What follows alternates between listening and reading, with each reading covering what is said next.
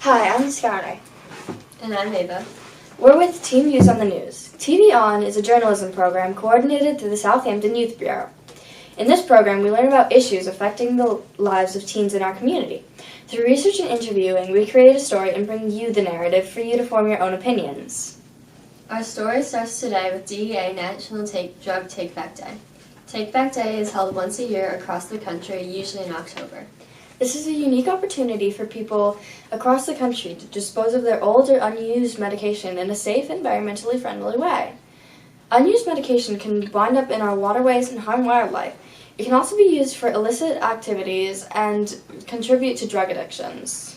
During the last National Drug Take-Back Day, we had the opportunity to interview Lieutenant Susan Ralph from the Southampton Town Police Department. This guy reporting for TVON, Teen Views on the News, at the David Crohan Community Center in Flanders, New York. We're here on October 23rd at one of the locations participating in the DEA's National Drug Take-Back Day. With us is Lieutenant Susan Ralph from the Southampton Police Department. What is the DEA's National Drug Take-Back Day? It's an opportunity for people to bring their unused drugs to be dropped off, and the police department will take them to be destroyed. So how does this whole thing work? People go through their medicine cabinets.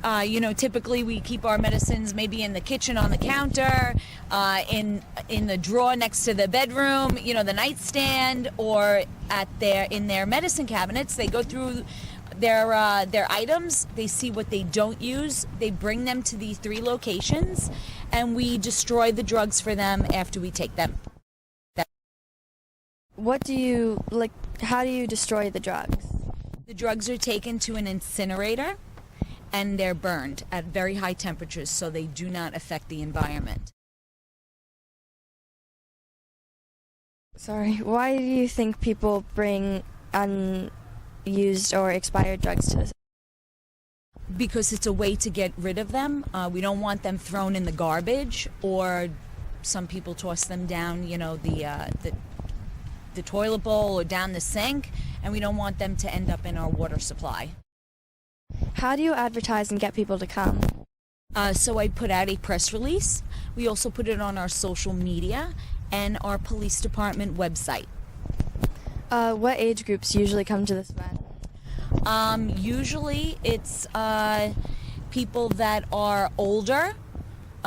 We do not often see, teens or early 20s or 30s. It's usually people that are older. Are any of the drugs that get brought back illegal? So this is an anonymous drop-off, so we do not know exactly what's being turned in. So could we get illegal narcotics? Yes, but we do not know. So you probably won't know if most of the drugs brought back are stimulants or depressants, right?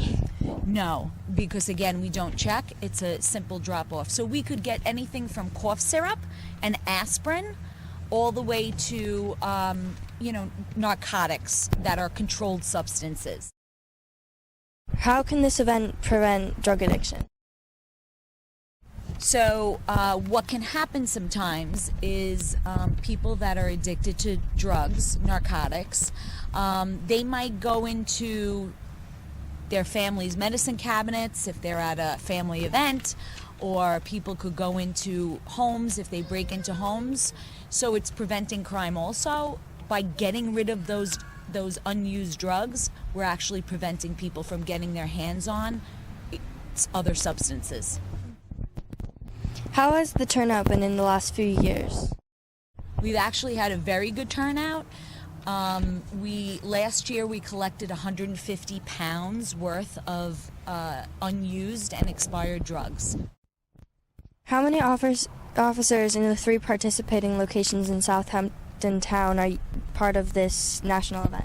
So there are 3 police officers working this event today, but again, we also bring along our police explorers, which are the youth, and they help promote the event during the event.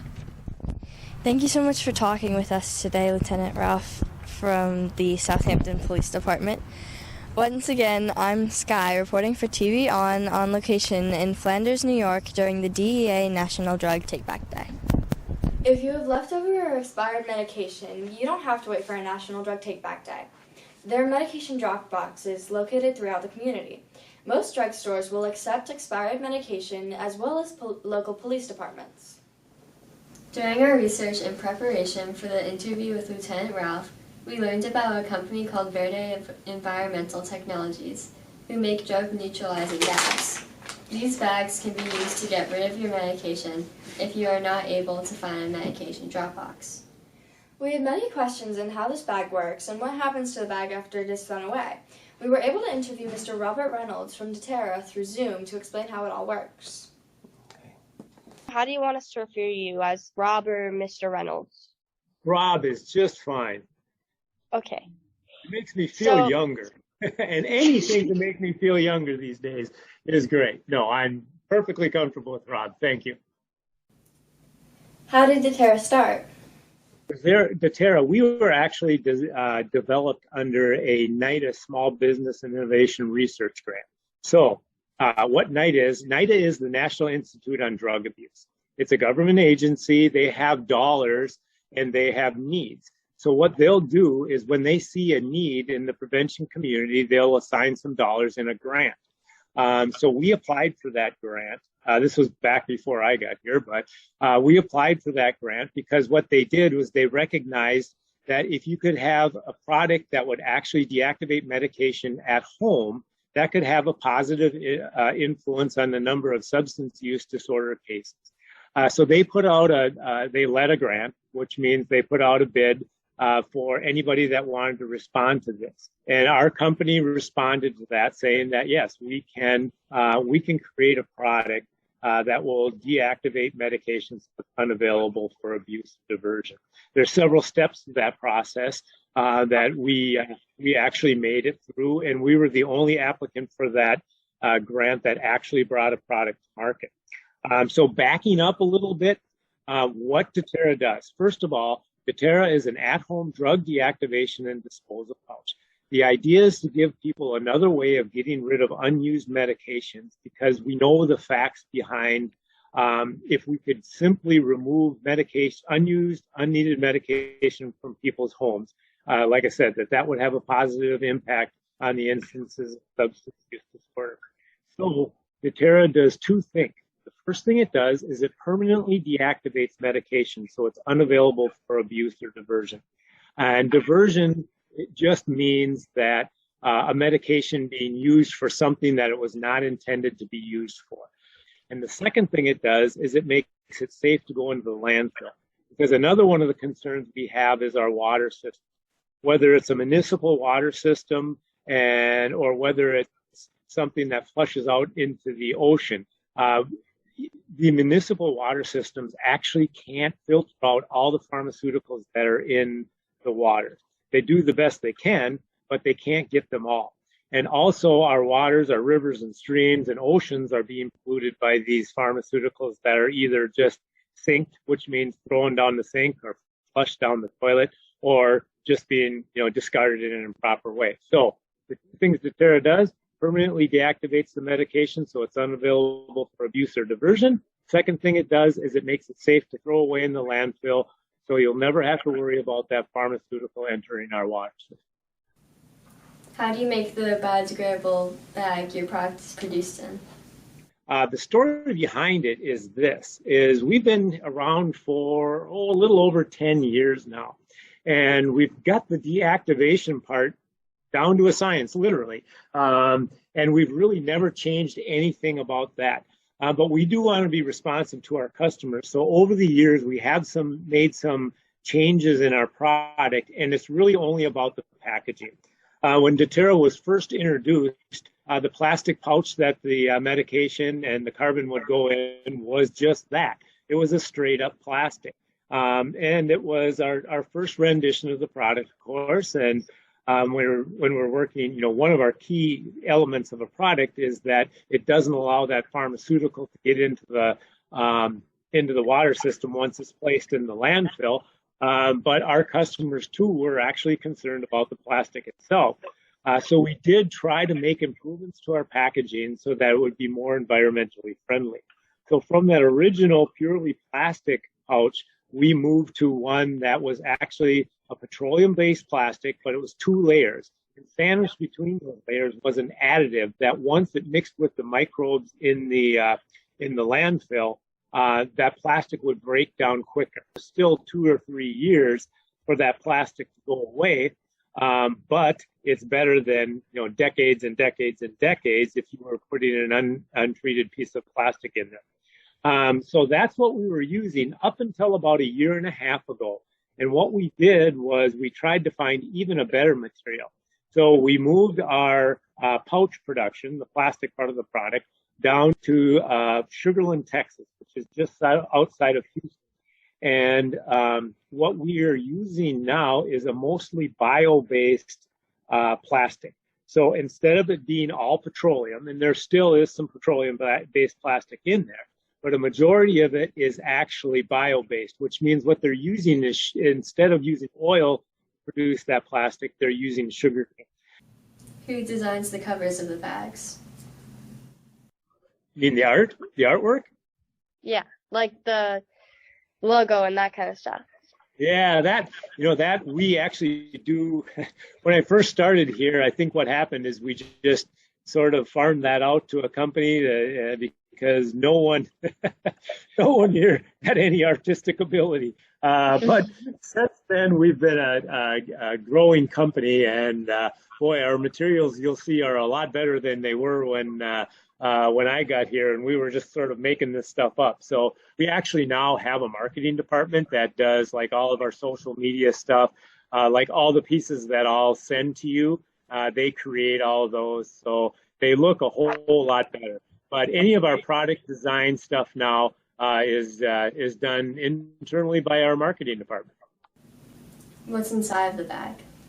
So what you do is you tear open the top, you put in your medications in the pouch, and it works on pills, patches, liquids, creams, whatever form of medication. You put it in the pouch, you fill the pouch up about halfway full of warm water, leave it sit for about 30 seconds, because when the water goes in, some air comes out of our pouch. But when it's done bubbling, you zip it up and throw it away in the household trash. Now, the way it works is when you open up the pouch and you look inside, you'll see there's a pod, like a laundry detergent pod or a dishwasher pod, something like that. And inside that, you'll see a black granular substance. And what that is that's our active ingredient. Now, there's no part of Doterra that's dangerous or hazardous in any way whatsoever. The only reason we keep it inside of that water-soluble pod is it's very dirty. So if we had that in the bag and it was loose and it spilled in your kitchen and you tried to wipe it up, you would be none too happy with us because it would create a big mess. What it is it's activated carbon. And what it does is it adsorbs the molecules of the pharmaceutical. Do you have any personal feelings about this product? Well, okay, so the product was developed by the people that responded to that grant. Me personally, I've been with the company for about 5 now, almost 6 of the 10 or so years that they've been in business. But I do have a personal connection. This is actually a retirement job for me, and I'm a retired police chief, and I actually use these in our community. So, probably about 10 or 11 years ago, the opioid epidemic hit the Midwest, and I had been in my position for probably about 25 years or so, and then all of a sudden we started to see heroin-related deaths again, and this is something I hadn't seen for decades, and we actually thought we had closed the door on heroin, and of course other things took its place, but heroin deaths started to pick up. So we did some research and we found out that actually, yes, heroin is on the uptick again. And the reason it was on the uptick is because of people that were abusing opioids. And what happens is the opioids would be hard to get. The high that's associated with heroin is very, very similar to that of opioids. Heroin was cheap and easy to get. So people started to use it again. That's why we saw those. So in our organization, we had these projects that were initiatives to respond to new and upcoming issues in our community. So when we saw this, we saw one of the solutions as medicine disposal, because we know that people that are abusing opioids or people that are experimenting with opioids will get them out of the medicine cabinet of their friends and family. Now, since that time, doctors have responded by correcting their prescribing habits. It was not that long ago, if you had something simple like a tooth extraction, you would get a 30-day supply of opioids, which is way far, far too many. And what would happen is people might not use them at all. They might use a little bit of them. But what happened is people really didn't know what to do with them, so they ended up in our cupboards.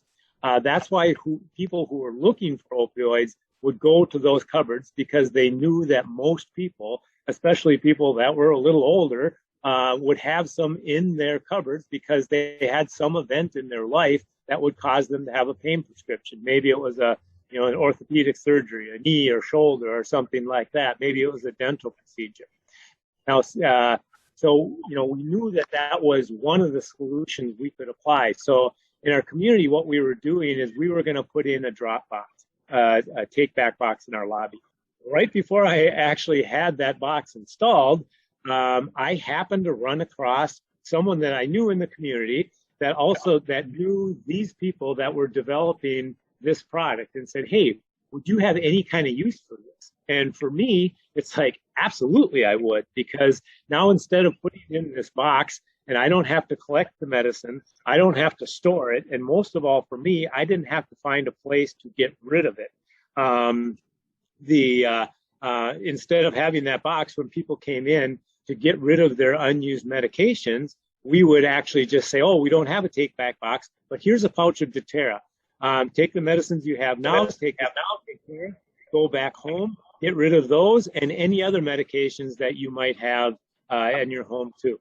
So when I retired, I was just talking with the owners and the management of the company, and they heard I was retiring and said, "What are you going to do? Do you want to come?" And we have an opening to work with government and nonprofit organizations. And I said, that sounds like a perfect way for me to spend my days. And you seem like a very nice guy. It looks like you really enjoy your job.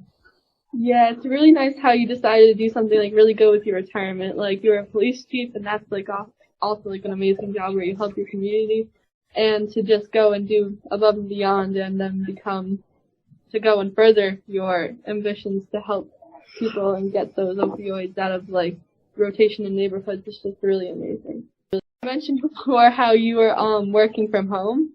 So is there any way that Doterra has been like affected by COVID? Because there's always stuff on the news about how other companies, they have like all these different things. So is Doterra doing good with that?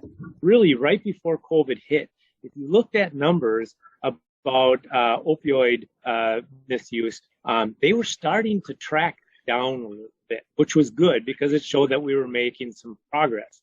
But what happened is the effects of COVID shot both opioids and all drug abuse really through the roof. Because what happened is people were feeling isolated. And anytime you have people feeling isolated or lonely, then you'll see the numbers of any kind of drug abuse or alcohol abuse start to rise. So I'll send you some information on that too, that we've put out, but we have seen that. So what have we done about it? Really what we do is we work with coalitions because they're sort of changing their tactic of how they reach their communities.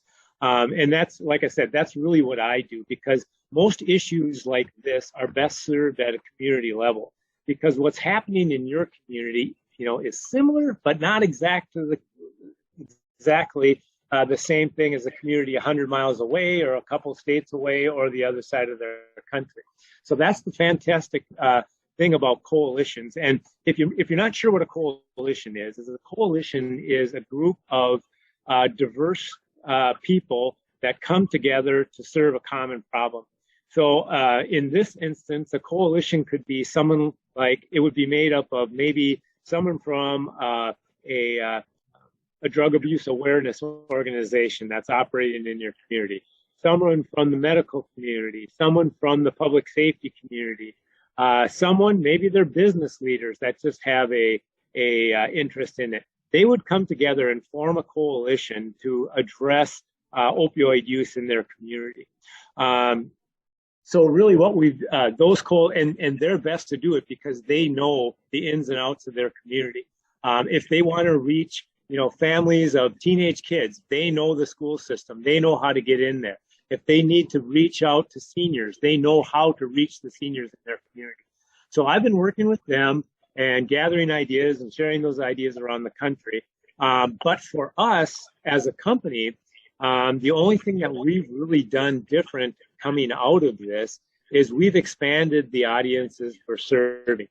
I'll go back to my experience. I said that I brought Doterra in to do what a drug take-back box would do. And I was short-sighted on that because once we had it, the longer we had Doterra, the more different ways we found to use it. I mentioned the water treatment.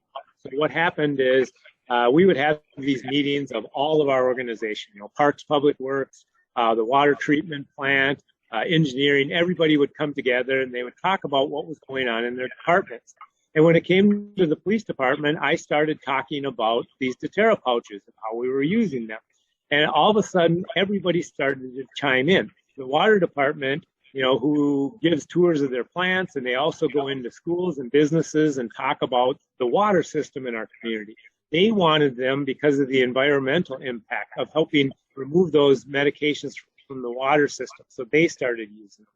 The fire department looked at them and said, hey, we need these because we go into the homes of people all the time. So if there's a medical situation, a lot of times with seniors, when they get out of the hospital, there's what's called medication confusion because they had 101 different medications at home.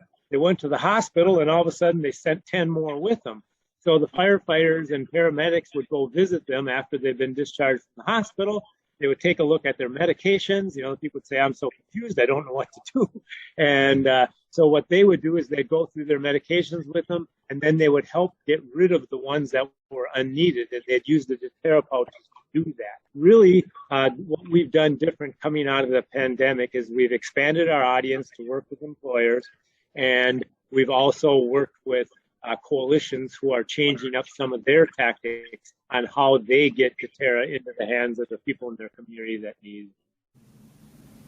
Why don't you sell them to the public? They are available. You can actually pick them up on Amazon too if you want. We sell them in 3-packs on Amazon. The only reason we do that is if we sold them one at a time, the shipping is more expensive than the product. So we put them in 3-packs and say use one now, save one for later, or share it with a friend or family member.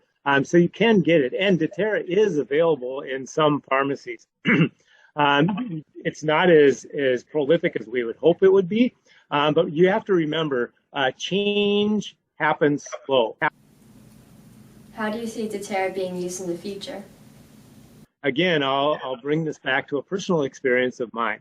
When I first started in law enforcement, the big behavior change we were trying to get people to do was to put on seatbelts.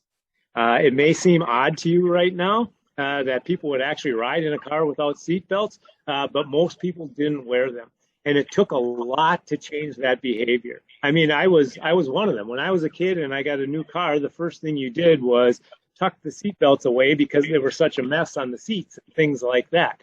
And right now, I wouldn't back out of my driveway without having the seatbelt on. So we as humans, especially older humans, actually can change. It just takes some time. And that's one of our missions here at Verde. Verde is the parent company's name. Our product is Doterra. But one of our missions here is actually to change the paradigm of how people manage these prescription medications. So what we need to do is, like I said, we want to change the paradigm of how we manage these things so that when you are my age, it'll just be second nature, And, again, with Doterra, too, we're not saying that at home is the only method to get rid of medications, right?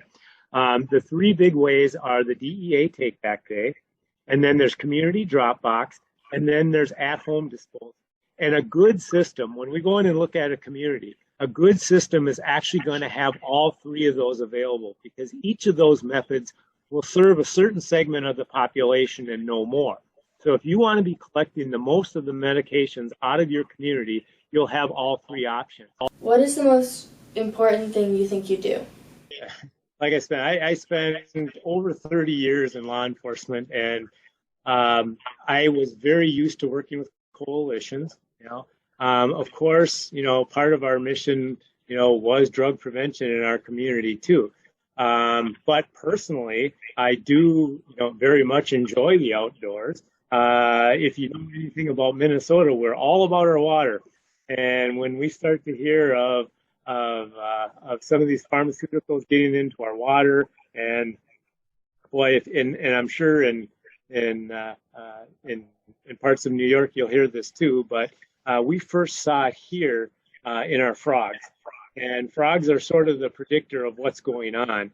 And this wasn't really opioids. This is more hormone-based medications that were getting flushed into the water system. And it was actually, making all of our frogs deformed and things like that. It was tough on the population. So the frogs are really just an indicator of what's happening in the rest of the environment. I mean, you can do some research and you'll find that even the mussels in like Puget Sound had opioids in them and things like that. So when you look to the aquatic life, it gives you a good picture of what's going on in the water. But I am very closely, recreationally attached to the outdoors too. So the environmental piece of this also hit with me. So personally, why did I choose to do this with the years I retired? I like the environmental piece. I'm still, it's sort of in my DNA now to work with prevention. And I will tell you that I really, really like doing these types of meetings. So when I heard that I had the chance to do this, I jumped at it. What people need to know is little actions that they do. Simple actions like cleaning out your medicine cabinet so that people can't either experiment or fuel their addiction through those medications can have a positive impact on it. And it's really these little steps. If this was a simple problem to solve and there was one thing to do, we would have done it already. Yeah. The solution to this problem is going to be made up of a million different little measures. Prescribing practices of doctors, using alternatives to opioids for pain management, and proper, storage. Proper storage means lock these things up when you're not using them and disposal when you're done with them. Those are all things that can have a positive impact. Thank you, Rob. All right, very good. I'll send this. Very much. Through this program, we have learned a lot about getting rid of used and expired medications. We hope you enjoyed learning as we did, and will help keep medication from falling into the wrong hands and out of our natural environment. We would like to thank Lieutenant Ralph from the Southampton Town Police Department and Mr. Robert Reynolds from Verde Environmental Technologies for their time. If you know someone interested in our program or would like more information, please call the Southampton Youth Bureau at 631-702-2425.